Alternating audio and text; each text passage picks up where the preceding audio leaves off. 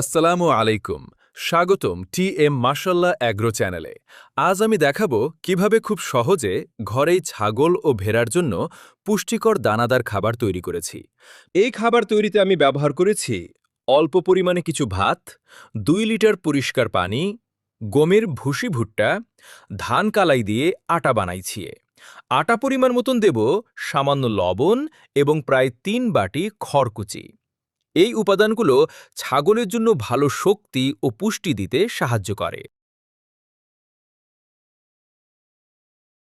প্রথমে 2 লিটার পানিতে ভাতগুলো দিয়ে ভালোভাবে মিশিয়ে নিলাম।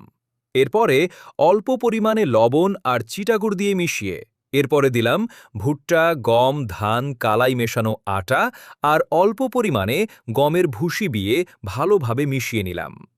এমনভাবে মিশিয়েছি যাতে খাবারটি সমানভাবে ভিজে যায়। সবশেষে খড়কুচি মিশিয়ে সুন্দরভাবে প্রস্তুত করেছি। এরপর এই খাবারটি একটি ছোট ভেড়ার বাচ্চাকে খেতে দিলাম।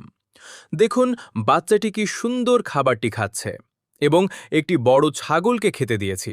আলহামদুলিল্লাহ, দুজনেই খুব আগ্রহ নিয়ে পুরো খাবার খেতে ব্যস্ত হয়ে পড়েছে। এতে বোঝা যায় খাবারটি তাদের কাছে বেশ সুস্বাদু লেগেছে। ভিডিওটি যদি ভালো লাগে তাহলে একটি লাইক দিন, কমেন্ট করে আপনার মতামত জানান এবং টিএম মাশাল্লাহ অ্যাগ্রো চ্যানেলটি সাবস্ক্রাইব করে পাশে থাকা বেল আইকনটি অন করে রাখুন, যাতে ছাগল ও ভেড়া পালনের নতুন নতুন ভিডিও সবার আগে দেখতে পারেন। আসসালামু আলাইকুম ওয়া রাহমাতুল্লাহি ওয়া বারাকাতুহু।